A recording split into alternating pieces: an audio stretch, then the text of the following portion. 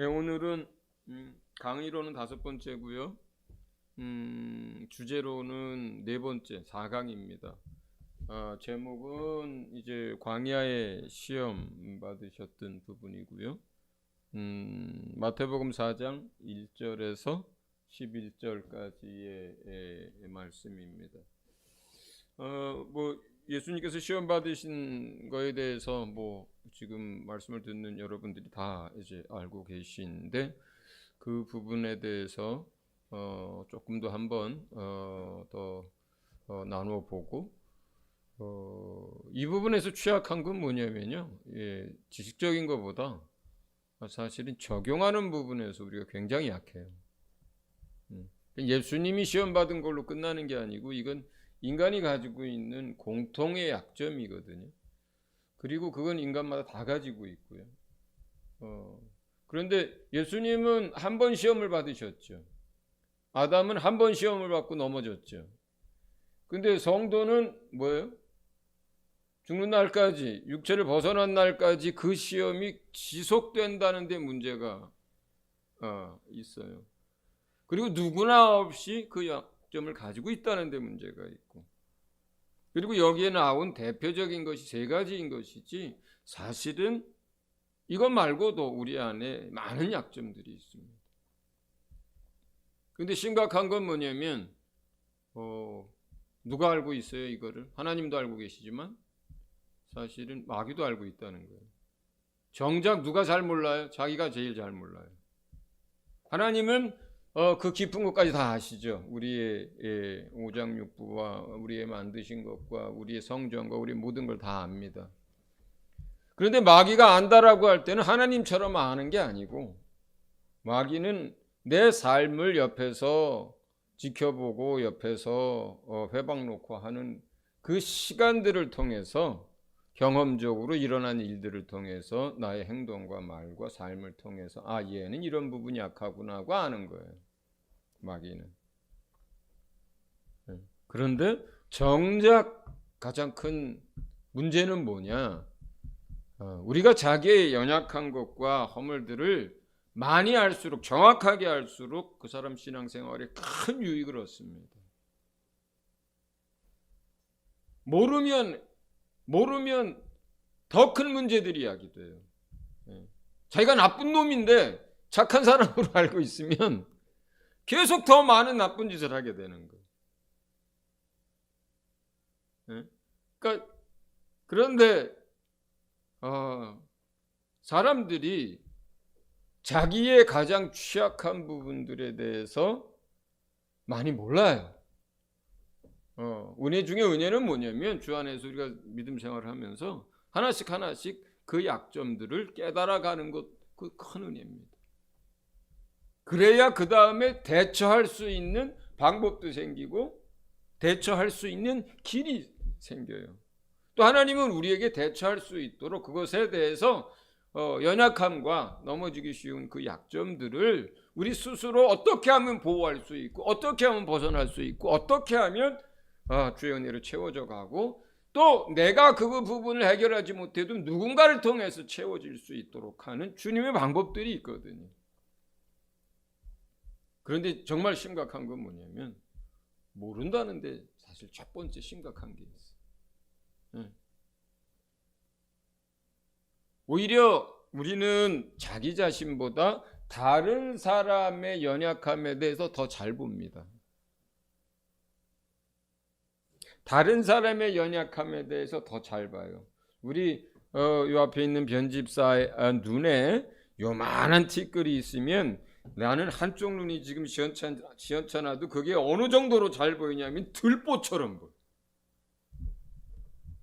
그런데 자기 눈에 이만한 들보가 있어도 자기 눈에는 어떻게 해요? 그게 요만한 티끌처럼 보여요. 이 말이 뭐예요? 자기 거는 안 보이는 거예요, 잘. 그런데 남의 허물들은 어떻게 보이는 거예요?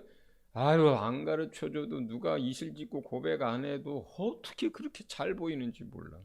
그리고 그게 왜 그렇게 심각하고 크게 보이는지 몰라. 이게 문제. 변집사님, 담임 목사인 조 목사의 허물을 잘 알고 있죠? 그죠? 에. 나도 압니다.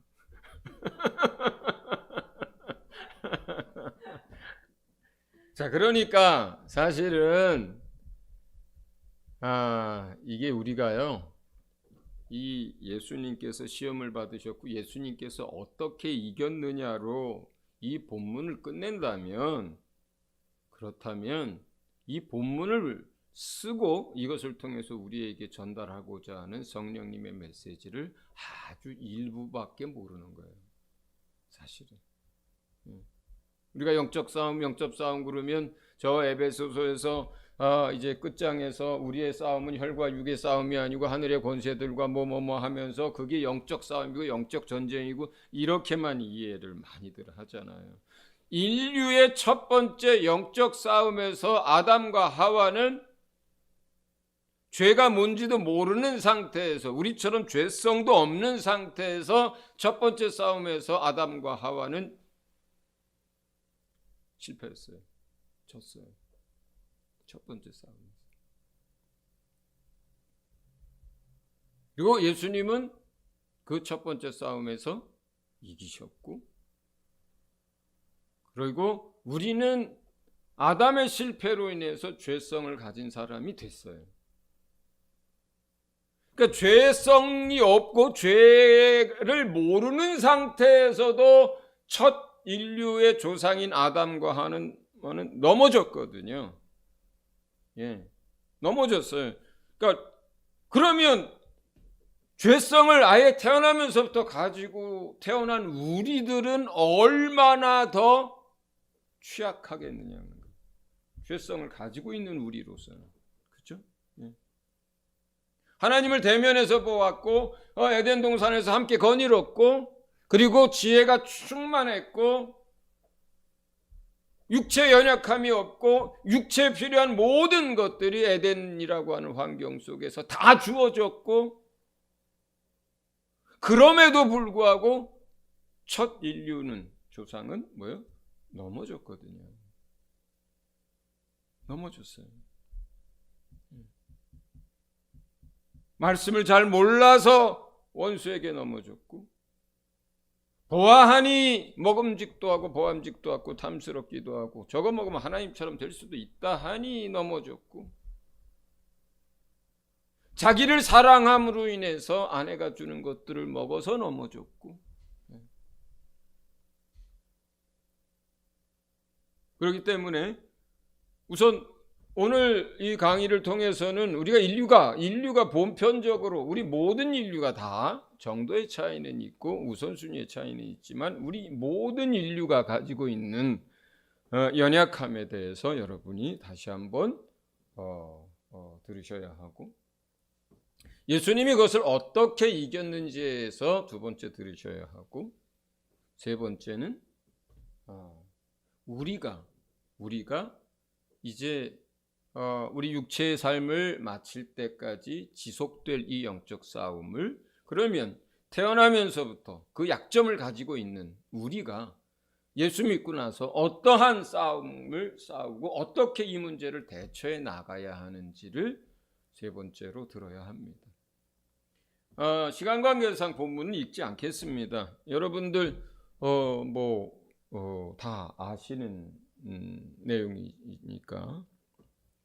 자,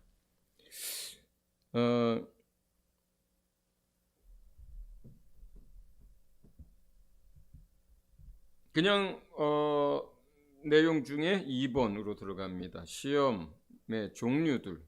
유혹을 받았습니다. 마귀로부터 공격을 받았습니다. 제가 포인터를 좀 잠깐 가지고 올게요.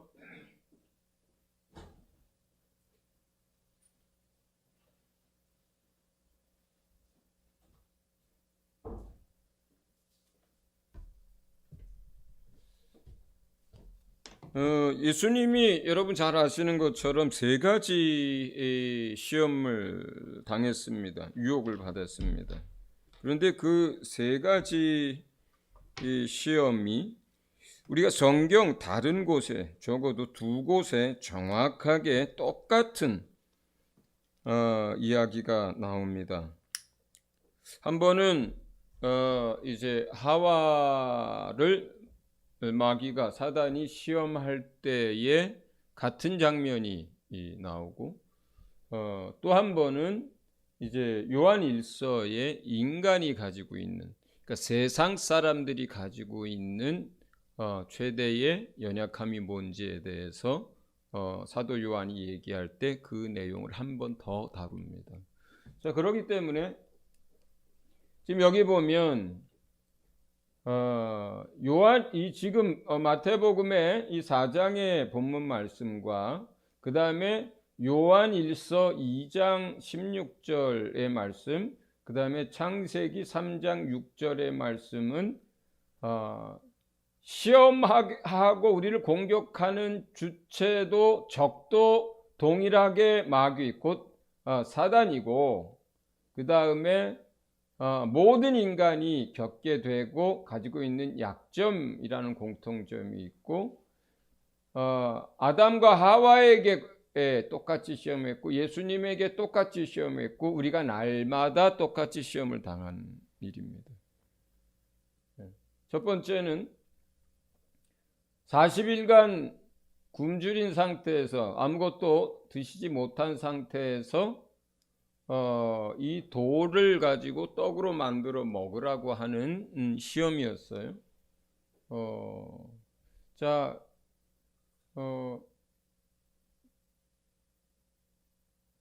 이 시험 자체에서 예를 들어서 돌을 떡으로 만들어 먹는다고 해서 그게 무슨 큰 문제가 되겠어요. 그런데 문제는 뭐냐면 육체가 원하는 것을 위해서 본인의 능력을 사용하라는 건데, 자, 예수님은 공생의 시작을 하면서 본인이 본래 가지고 있던 능력과 모든 걸 다 그냥 내려놓으셨어요. 예수님이 행하셨던 모든 표적과 기적과 능력들은 전부 성령을 의지해서 하나님의 뜻과 예수님의 믿음과 성령의 역사에 의해서 이루어지는 모든 표적과 능력과 기적들이었어요. 그런데 이 시험 자체가 성령에 이끌리어라고 마가복음인가에는 기록되어 있어요. 이 시험 자체가 성령께서 이 시험을 받아야 한다라고 예수님을 끌고 인도해서 광야로 갔던 시험이에요. 그리고 육체를 입고 있기 때문에 그 연약한 육체 상태에서 또한 시험을 허용해야 하는 것이 하나님의 뜻이에요. 그러니까 배가 고파지고 정말 먹을 것이 필요로 하는 아주 극한 상황까지 가도록 성령이 인도하셨고 하나님이 뜻하신 거예요. 그 인간이 육체가 가장 연약해지는 그 상태에서 시험을 받아서 그 시험대로 행하지 않고 넘어지지 않고 어떻게 무엇으로 살라? 사람이 떡으로만 사는 게 아니라 주의 말씀으로 산다는 것을, 그리고 그 말씀대로 살아내는 것을 하나님은 원하셨던 거예요. 그랬기 때문에 안 만들어 먹은 거예요. 그 배고픔을 허락하셨고, 그리고 그 배고픈 상태에서 육체에 무엇을 채우기 위해서 그가 내려놨던 능력을 쓰는 것이 아니라 그가 하나님이 원하시는 대로 영으로 살고 말씀으로 살고 마귀의 시험에 그가 원하는 대로 따라가지 않는, 하나님이 원하는 길을 가는, 하나님이 원하는 방법을 선택하는 그 시험인 거예요. 그 시험. 그렇기 때문에 요한일서에서는 이것을 뭐라고 얘기했냐면 육체의 정욕이라고 얘기했고, 창세기에서는 먹음직하고 이렇게 표현했어요. 그러니까 이것은 단순하게 먹는 문제만 얘기하는 게 아니죠. 우리 육체가 원하는 모든 것을 대명사격으로 먹는 얘기를 한 거예요, 여기서. 그러니까 우리 육체가 원하는 것을 위하여 우리가 불법을 행한다거나 육체가 원하는 것을 위하여 주의 뜻을 거절하고 세상 방법을 택한다거나 육체가 원하는 것을 위하여 우리가 그것을 추구하는 삶이 되면 넘어지는 거예요. 여기서 넘어지는 거예요. 그 사람들은요, 이 육체가 원하는 것이라 할 때 그래서 사람마다 다 틀리죠. 어떤 사람은 육체가 원하는 것 중에서요, 이 먹는 것이 가장 중요한 사람들이 있고 가장 큰 시험거리가 되는 사람들이 있고 가장 큰 참을 수 없는 것이 되는 사람들도 있어요. 어떤 사람은 성욕이 그럴 수 있어요. 성적 욕구가 그럴 수 있어요. 어떤 사람은 남들이 옷을 그지같이 입으면 참을 수가 없는 사람이 있어요. 색깔을 못 맞춰 입었다거나 자기하고 안 어울리게 입었다거나 뭐가 아주 형편없으면, 어떤 사람은 눈에 보이는 어떤 것이 너무너무 싫은 사람들이 있어요. 그러니까 어떤 사람은요, 아주 인테리어가 엄청 잘 돼 있는 카페에 들어가면 그것을 엄청 좋아하고 행복하는 사람이 있어요. 그리고 그것 때문에 가는 사람이 있어요. 어떤 사람은요, 아무렇게 그 디자인은 아무 상관없어요. 저는 카페를 어떤 기준으로 해서 카페를 찾아가냐? 카페는 커피의 맛을 기준으로 해서 찾아갑니다. 제가 가끔 얘기하죠. 저는 까다로운 게 없다. 딱 하나만 까다롭다. 커피에 대해서만 까다롭다. 그랬더니 얼마 전에 우리 노회 다른 임원 목사님이 노회장님이 그랬네. 나보고 그러더라고요. 에이, 아닌 것 같은데요. 지켜보니까 다 까다로우시던데. 그런가 하면 어떤 사람들은요, 거지같이 살아도 괜찮아요. 먹는 거 그냥 죽만 먹고 살아도 괜찮아요. 남이 자기를 무시하거나 인정 안 해주면 정말 화나고 정말 사는 의미를 못 느끼고 정말 힘든 사람들이 있어요.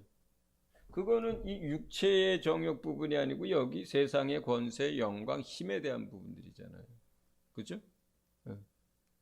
자, 이 육체가 원하는 거, 어떤 사람은 수면, 잠자는 거, 어떤 사람은 몸이 편한 거, 그게 최고인 사람이 있어요. 몸이 편한 거, 안락한 거. 좀 전에 눈에 보기 좋은 것, 이건 두 번째 시험에 속한 거예요. 안목의 정욕에 속한 거예요. 육체가 원하는 것, 뭐 우리가 많잖아요. 뭐 수면욕도 있고 성욕도 있고 식욕도 있고 또 뭐 여러 가지, 뭐 오욕이라 그러잖아요.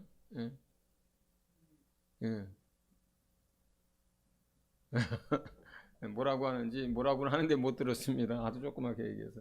자, 이 육체가 원하는 부분들을 놓고 마귀는 늘 우리를 시험을 하고 절제하지 못하도록 만들고, 그걸 추구하게 만들고, 그것 때문에 마음 상하게 만들고, 그것 때문에 다투게 만듭니다. 두 번째는 높은 성으로 데리고 가서 한번 떨어져 보라 그랬어요. 그러면 성경의 이름과 같이 우리 발이 바닥에 부딪히기도 전에, 돌에 부딪히기도 전에 너를 지켜줄 거라고 하는 시편에 있는 그 다윗의 이야기를 인용을 했습니다. 사단이. 이건 뭘까요? 이거는 다른 사람, 그러니까 예수님에게 그 부분만 놓고 보면은 다른 사람들한테 자기를 과시하고 영웅처럼 되고자 하는 영웅심 같은 거예요. 거기에서는 뭐냐면 그분이 거기 높은 데서 떨어져서 천사들이 이제 떠받쳐주는 이것을 사람들 앞에서 드러내서 네가 하나님의 아들인 걸 보여주고 자랑해라, 이 뜻이에요. 거기에서는. 그러니까 이거는 자기 자랑과 관련된 부분들이고요. 인정받고자 하는 것들에 대한 부분이에요. 그리고 안목의 정욕, 보암직하고 할 때 이 부분들은 대부분 그래요. 우리가 아주 뭐 수천만 원짜리 백도 있다 그래요. 자, 그걸 하는 이유는 뭘까요? 첫 번째, 거기는 뭘 많이 넣어도 끊임없이 들어가기 때문이다. 두 번째, 그것은 질기고 해지지 않기 때문이다. 세 번째, 남들이 주목하여 보기 때문이다.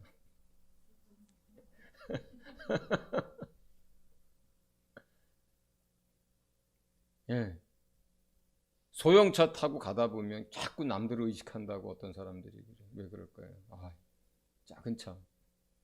한국 사람들은 큰 차 좋아하죠. 저 유럽 영화를 보면은 그 사람들은 유지비 때문인지 합리성 때문인지 아니면 뭐 차값 때문인지 작은 차가 많더라고요. 근데 한국은 점점점 작은 차가 설 자리를 잃고 최소한 중형차들이 대세예요. 물론 안전 때문도 있지만 또 우리 안에는 남들한테 어떻게 보이느냐에 대한 부분이 굉장히 큰 부분을 차지합니다. 체면 문화에 속한 사람들이 특히 이게 강한 거죠. 보여주려고 하는 거, 중국도 이런 게 심해요. 중국 사람들도. 동남아시아 사람들도 이런 게 많아요. 결혼식 한 번을 하기 위해서요. 결혼식 한 번을 하기 위해서 20살부터 30살까지 10년 동안 뭔가 한 번에 다 써버리는 사람들도 많습니다. 동남아시아에 결혼식 할 때 과시하기 위해서 그래요. 그러니까 이런 게 전부 그런 부분들이죠. 그래서 그것을 끊임없이 욕심을 낸다고 해서 눈에 보이기 좋은 것들을 향해서 그런다고 해서 안목의 정욕이라고 불렀고, 그 다음에 보암직하고 이렇게 했어요.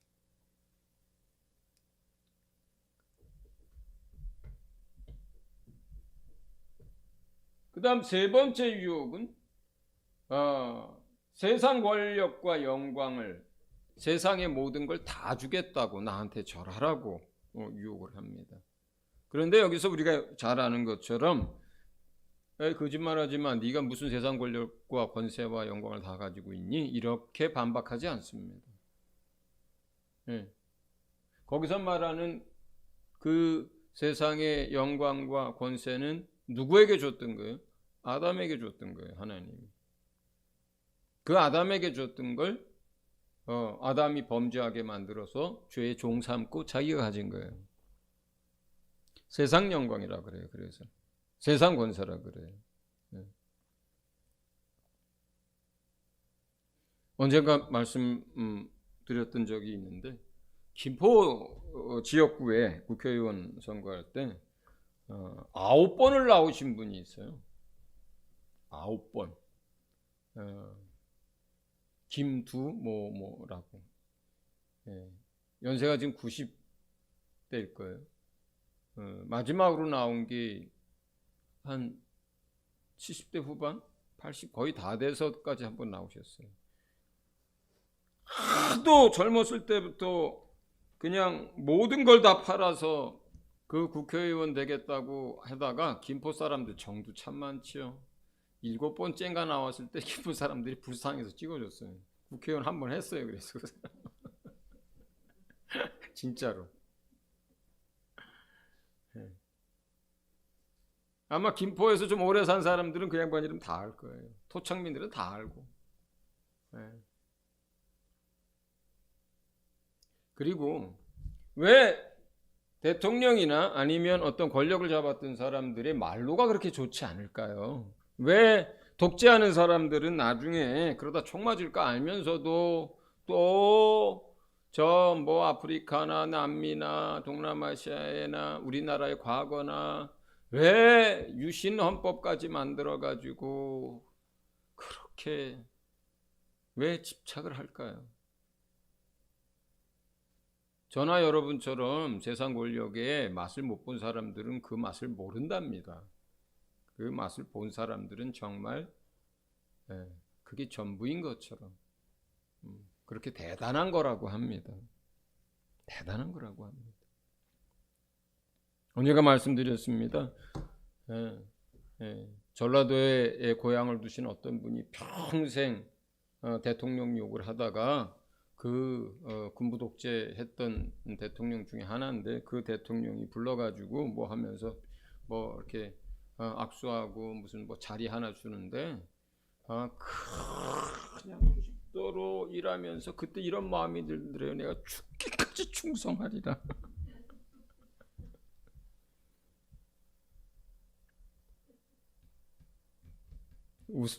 재밌어요, 전도사님. 저희 같은 소시민들은 이런 거 잘 몰라요. 뭐 힘을 휘둘러 봤어야 알지, 그죠? 시장 하나 지나가는데 사람들이 다 인사하고 명절 때 되면 그냥 바리바리 선물이 들어오고 뭐 안 되는 것도 전화 한 통화하면 그냥 일사천리로 풀리고 여러분 그게 세상 권력입니다. 요즘 세상은 이런 것들이 많이 줄었죠. 옛날에 뭐 지금도 검사 세계는 참 점수를 많이 줄래야 줄 수도 없지만 새파랗게 젊은 사람들 20대 초반에 사시 합격하고 검사 되면 뭐라고 불렀어요? 옛날에 영감님이라고 불렀어요. 영감님이라고 불렀어요. 환갑 넘은 노인네들이 다 고개 숙이고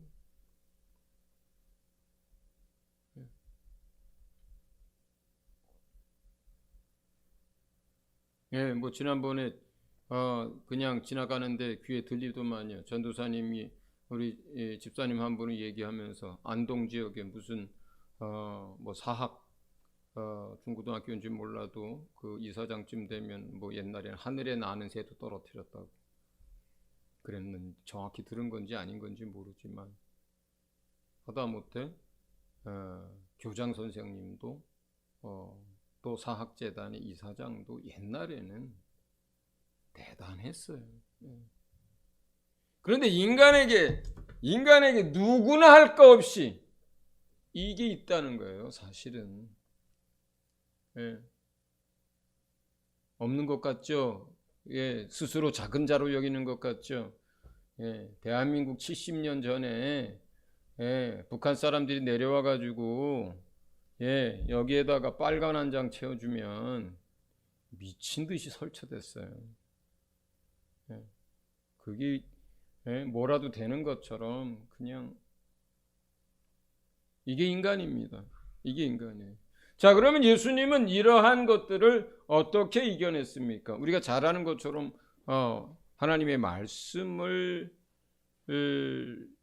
가지고 그걸 선포하고 그걸 주장하고 그것으로 꾸짖으면서 이겨냈단 말이에요. 사람이 떡으로만 살 것이 아니라 하나님의 모든 말씀으로 살 거다. 하나님을 시험치 말라 하셨느니라. 사탄아 내게서 물러가라. 오직 하나님께만 경배하고 섬길 것이니라. 자, 그러면 우리가 실제로 이러한 영적인 유혹과 공격을 받을 때 예수님처럼 그렇게 말 한마디 하면 이게 끝나요? 실제로? 우리가 말씀으로 영적 싸움을 싸우고 성령의 검이 말씀이잖아요. 영적 싸움에서. 그렇죠? 성령의 검이 말씀이잖아요. 영적 전쟁에서. 그러니까 말씀이 없이는 아무것도 안 되는 건 맞아요. 거기에서 또 누가 역사를 해야 돼요? 그 검을 쥐고 계신 분이 누구예요? 성령님이에요. 그렇잖아요. 누구의 검? 우리 안에 말씀을 믿음으로 가지고 있는 건데 그걸 누가 사용하세요 지금? 성령이 사용해요. 그래서 성령의 검인 거예요. 그러니까 말씀이 있어야 하고 첫째, 그 다음에 우리 안에 성령의 역사가 있어야 하고 또 뭐예요? 영적 싸움 맨 밑에 무슨 얘기해요? 그러므로 너희가 계속 기도해야 한다는 얘기를 해요. 에베소 6장 살펴보세요. 예. 영적 싸움, 뭐 여러 가지 방패, 또 여러 가지 자기를 보호하기 위한 것, 말씀, 검 이런 얘기하다가 그 다음 구절이 뭐예요? 기도예요. 기도예요.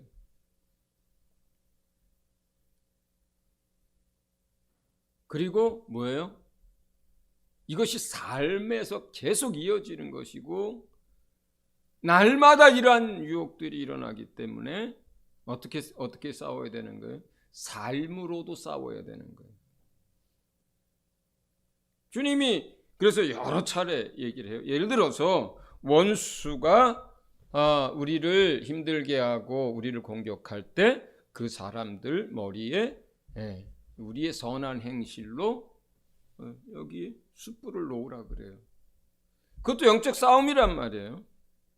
실제로 악한 영들이 우리의 원수 배후에서 그 내면에서 역사하면서 우리를 공격하는데 영적 싸움인 거예요. 그런데 여기서 그 싸움에서 단순하게 내가 그 배후의 역사한 악한 영들에게 사단아 그 사람에게 역사한 악한 영아 이 시간 물러갈지어다 이렇게 끝나지 않는다는 거예요. 계속되기 때문에. 그렇다면 그 상태에서 뭐가 필요해요? 자 보세요. 우리가 그 배후의 역사하는 영에 대한 것들을 알기 때문에 영적 지식도 필요합니다. 그 다음에 예수 이름으로 선포하고 그 사단을 쫓아내는 또 말씀도 필요합니다. 그런데 또 뭐도 필요해요? 그 문제들이 그 사람을 위한 뭐예요? 기도도 필요해요. 이 문제가 해결되도록 또는 원수가 역사하지 못하도록 그리고 이 문제를 해결해 주시도록 기도도 필요해요. 그 다음에 또 뭐가 필요한 거예요? 삶으로도 영적 싸움을 싸우는 거예요. 선한 행실로 긍휼과 용서로 그 사람으로 하여금 부끄럽게 만드는 그 뭐예요? 우리 삶이에요. 그 부분. 그러니까 우리가 영적 싸움을 싸운다라고 할 때 그리고 여기서 지금 시험과 관련돼서 이야기할 때 그냥 말씀으로 대적했다 이렇게 하면은 실제적으로 여러분 싸움 현장에서 안 돼요. 어쩔 때는 되고 어떨 때는 안 돼요. 그리고 그게 다도 아니에요. 주님도 그렇게만 싸운 것도 아니에요. 그의 죽으심으로 싸웠고 부활로 싸웠고 용서로 싸웠고 가르침으로 싸웠고 인내로 싸웠고 겸손으로 싸웠고 그래서 이기신 거거든요. 주님도.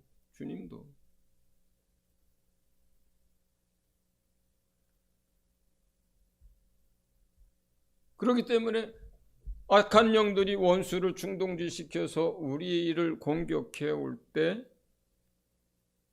우리가 말씀으로 싸운다는 것은 말씀을 의지하는 것이요 성령께서 말씀을 생각나게 해주신 그것을 붙드는 것이요 그 말씀을 선포하는 것이요 그 말씀을 가지고 기도하는 것이요 그 말씀을 가지고 사는 거예요. 그게 영적 싸움이에요. 사람들은 자꾸 무슨 영지주의처럼 뭐 이런 것들을 무슨 뭐 명령하는 것으로 막 또는 무슨 무엇으로 은사로 그건 일부분이에요. 영적 싸움의 일부분이에요. 주님도 그렇게 안 싸우셨어요. 주님도 병든 사람이 왔을 때 손도 얹고 명령하여 고치기도 하고 말씀을 가르쳐서 구원 얻게도 하고 그리고 그들을 위해서 죽으셨어요. 그들을 위해서 죽으셨어요. 그렇게 해서 최종의 승리를 예수님이 이루신 거예요. 그의 최종의 승리는 그의 죽음을 통해서 사단을 심판하는 거였어요. 부활을 통해서. 그렇게 해서 그 승리에 완전하게 마침표를 찍었던 거예요. 예수님. 그분의 삶이죠. 그분의 죽음이에요. 그분의 부활이에요.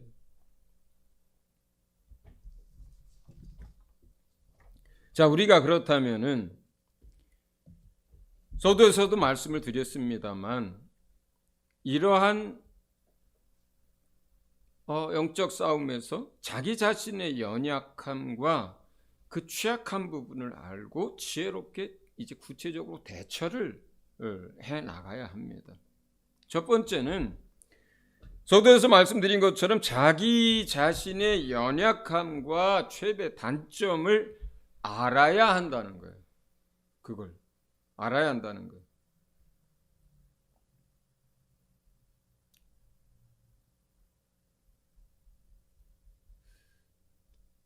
하나님은 우리를 속속들이 알고 계시고 마귀는 우리가 말한 것과 행동한 것과 지나간 삶을 통해서 우리보다 더 많이 알고 있고, 세 번째, 우리 자신은, 성도 자신은 자기 자신의 연약함과 단점이 무엇인지를, 문제가 무엇인지를 반복되는 자기 자신이 해결하지 못하고 인생이 꼬이게 만드는 것이 무엇인지를 인식해야 하고 그걸 깨달아야 합니다. 남들이 얘기해 주면 자존심 상해서 잘 인정을 안 해요. 그리고 자기가 정말로 눈물 콧물 쏟는 일들이 생기고 정말 죽기보다 힘든 그런 어려운 일들을 생기기 전까지는 사람들은 깨닫지도 않고 또 인정도 안 하려고도 합니다. 그래서 우리에게 심한 어떤 고난이 임했을 때 비로소 자기 자신의 모습을 보는 경우도 종종 생기는 거예요. 가장 지혜로운 방법은 하나님께 기도하는 겁니다. 하나님 알려주세요. 알려주세요. 라오디게아 교회에서 보지 못하는 사람들이 안약을 발라서 보게 하라고 했는데 그 안약을 발라주시고 하는 그 안약 누가 발라줘야 되겠어요? 그 안약이 뭐겠어요? 우리 안에 성령께서, 하나님께서 말씀으로 자기를 보게 하는 거죠. 성경 거울이라는 표현을 많이 하잖아요. 예수님도 거울이세요. 예수님 앞에 서야 예수님의 삶을 보아야, 그 말씀을 들어야, 성경으로 자기를 비춰야 볼 수 있는 거죠. 그러기 전까지는 못 보는 거예요. 그 사람이, 라오디게아 교회 그 사람 못 보는 거예요. 주님이 볼 수 있도록 도와주시지 않으면 못 보는 거예요. 그러니까 우리가 심한 하나님 앞에 기도하면서 또 말씀을 대하면서 성령의 조명 속에서 알아갈 수 있다면 가장 지혜로운 방법이죠. 그런데 참 살아보니까 참 연세가 들수록, 나이가 먹고 인생이 이제 연수가 늘어갈수록 이게 더 잘 안 되더라고요. 더 잘 안 돼요. 어린아이는요, 부모가 뭐라 그러면 그런 줄 알아요. 요즘도 아무리 뭐 공교육이 무너졌네 만에 해도 선생님이 뭐라고 하면 그래도 한번 좀 생각해 봅니다. 그런데 나이가 먹은 상태에서 남이 무슨 얘기 하잖아요. 인정을 안 하려고 들어요. 스스로를 보려고 하지도 않습니다. 그리고 자존심만 내세우고 싸웁니다. 그리고 심지어 나 그렇게 살다 죽을래 그럽니다. 자, 그래서 첫 번째가 자신의 모습, 연약함에 대해서 알아야 하는 거라면, 두 번째는 그 부분을 놓고 하나님께 계속 기도하는 겁니다. 도와달라고, 지켜달라고, 온전케 해달라고. 첫 번째는 알게 해달라고 기도하는 거였단 말이에요. 근데 두 번째는 뭐예요? 그 연약함을 놓고 기도하는 거예요. 제가 말하는 두 번째는. 첫째는 연약함을 모르니까, 알아야 되니까 기도했던 거고, 두 번째는 이제 자기 자신이 어떤 부분이 연약한 걸 알았어요. 그러면 그 연약한 걸 안다고 해서 해결되지 않거든요. 하나님의 도움이 필요해요. 또 도움만이 아니라 그걸 가지고 계속 집요하게 공격하는 악한 원수들로부터 보호해달라고도 필요해요. 또 그것으로 인해서 내가 실수를 계속하고 반복해서 넘어지기 때문에 날 도와달라고, 붙들어달라고, 실수하지 않게 해달라고 그 연약함을 놓고 기도하는 게 필요해요. 세 번째는 뭐냐면 그 연약한 부분에 대해서 자꾸 이러한 것들이 노출될 수 있고 드러날 수 있는 기회를 줄여가는 거예요. 예를 들어서 육체의 성욕이 약해. 이 사람이 특히 약해. 육체가 원하는 것 중에서. 근데 이 사람이 계속해서 음란한 영화를 본다거나 그런 그림을 본다거나 그런 술집에 간다거나 그런 이야기들을 음담패설을 하는 사람들 사이에 끼면 어떻게 되겠어요? 그게 계속 거기에 그 연약함에 뭘 하는 거예요? 기름을 붓는 거예요. 그게 그러면서 타지 않기를 바라는 거예요. 자기가 바보인 거죠. 그렇게 되면. 또 예를 들어서 돈에 대한 욕심이 엄청 많아요. 그리고 근데 자기 능력으로 벌기는 힘들어. 다 한탕으로 어떻게 좀 해보고 싶어. 노력하지 않고 좀 큰 부자가 되고 싶어. 그런 사람들한테는 옆에 계속 똥파리들이 끼는 거예요. 말도 안 되는 이야기들로 계속해서 그 있는 것도 빼먹고 그리고 인생 망가뜨리게 하는 이거 하면 크게 몇 배가 되고 이거 하면 뭐 수십억을 벌고 이거 하면 뭐 수백억이 어떻고. 근데 그런 사람은요, 그 안에 그 물질에 대한 욕심이 있으면요 계속 그러한 사람들이 꼬여요. 그런 사람들 자꾸 만나면 안 되는 거죠. 그러니까. 그리고 그런 기회들을 자꾸 귀 기울이고 접하고 따라가고 어디 가서 앉아서 듣고 그러면 안 되는 거예요.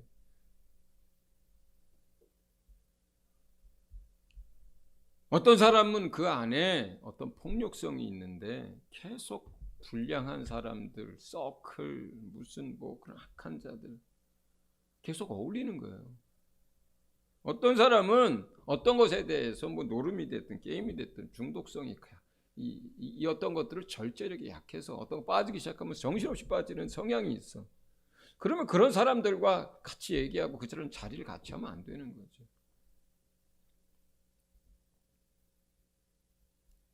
그래서 우리는 이렇게 환경 속에서 자기의 연약한 부분들을 알고 있다면 그걸 대처를 해야 돼요. 그냥 놔두는 게 아니고. 우리가 목회자가 됐든 성도가 됐든요. 여자 혼자 있는 집에 뭐 신방을 이유든 뭘 이유든 이성의 다른 사람이 혼자 자꾸 찾아가면 안 되는 거예요. 아무리 여집사가 어렵다고 해도 남자 사역자가 여자 혼자 있는데 그 집에 들어가는 게 안 되는 거예요. 그러면 도울 요량이면 카페에서 만나든지 교회로 오라고 해서 만나든지 해야 되는 거예요. 큰 교회라면은 평일이라서 교회 아무도 없어. 그런데 어떤 방에서 문 닫고 둘이서 그러고 있어. 그러면 안 되는 거예요. 문 열어놓고 있어야 되는 거예요.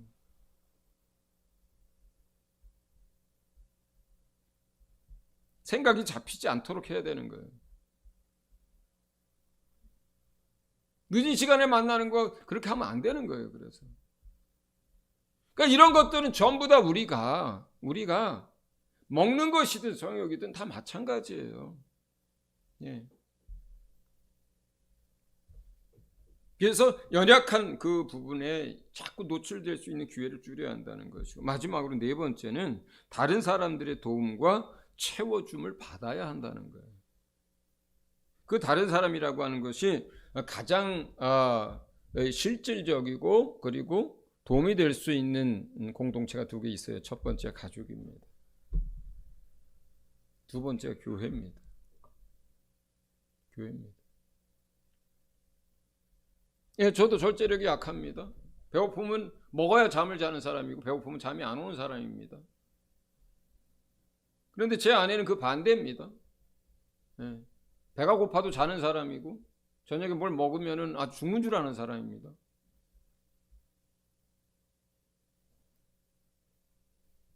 내가 저녁에 뭘 먹으려고 할 때 아내가 한마디 하고 그러면 뭐 맨날 그 얘기 듣고 제가 잘 고분고분 배고픈데도 자는 편은 아니지만 고구마 먹을 거 우유 먹고 우유 먹을 거 반잔 먹고 그죠?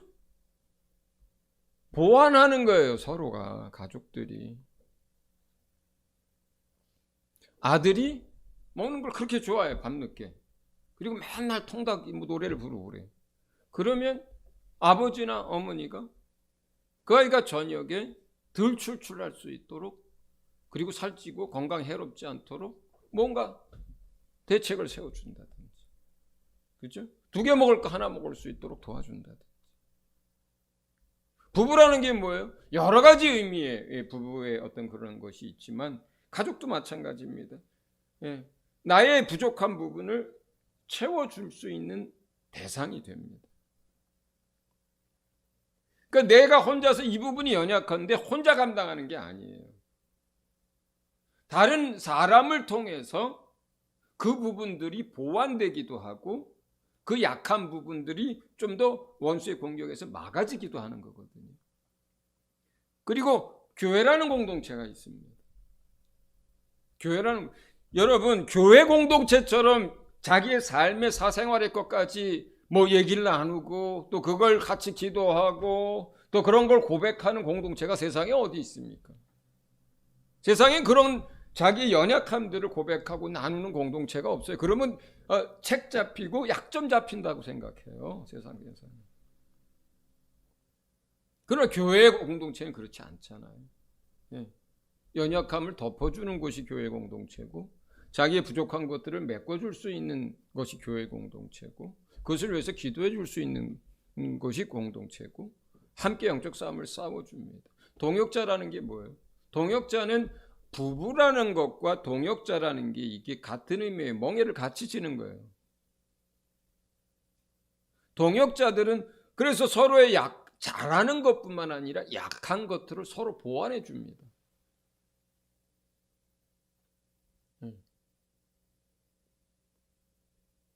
그렇기 때문에 우리가 누구에게나가 있고, 그 다음에 누구에나 정도의 차이가 있고, 그것들을 알고 기도하고 그리고 그런 걸 접하고 그것에 기름 붓게 되어서 막 그것이 내 안에서 불출되지 않도록 그러한 기회들을, 노출되는 기회들을 자꾸 제거하고, 그리고 가족들과 교회 공동체와 더불어 함께 믿음의 삶을 살면서 이겨나가고, 그리고 이 싸움을 언제까지 하는 게 죽는 날까지 이겨야 하는 거죠. 여러분이 영적 싸움에서, 영적 전쟁에서 또 이렇게 지혜롭게 대처해서 늘 승리할 수 있기를 예수 이름으로 축원을 드립니다.